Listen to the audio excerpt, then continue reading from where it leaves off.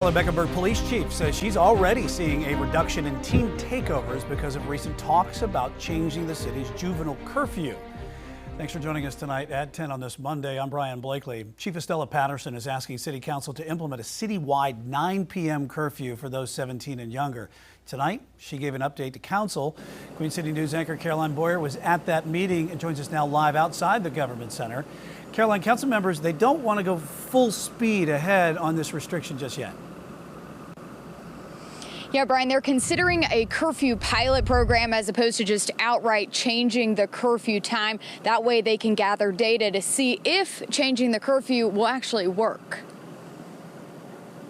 I would tell you very plainly that we are trying to reduce the number of teen takeover events where there is crime, where there is property damage, and where we have seen harm to the community. The goal is simple. The solution, not so much. I will certainly want to see us proceed with a curfew. If we can do a pilot to gather data, and then based on the data, it will tell us whether this is something that will work in our region or not. At Monday night's meeting, several Charlotte City Council members expressed their support for starting a pilot program to test whether a 9 p.m. restriction would make a difference. I'm going to encourage a pilot where we actually talk to our youth before versus adults coming up with what you think is the option. Luana Mayfield is one of the council members fully against moving up the youth curfew already in place, despite the fact that there would be exceptions for school, work, sports, and other approved activities.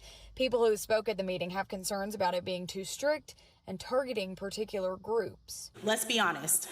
You all have heard, and we've already acknowledged, that this ordinance will have a disproportionate impact on Black and brown children. The council didn't take any action at Monday night's meeting.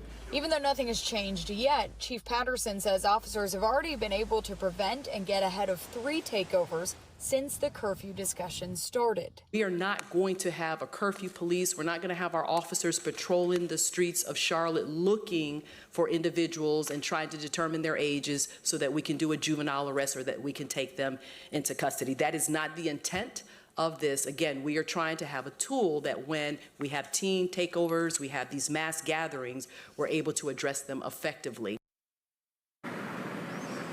It's unclear when council members could vote on this potential pilot program or how long it would last. Live in Uptown, Caroline Boyer, Queen City News. Caroline, thank you.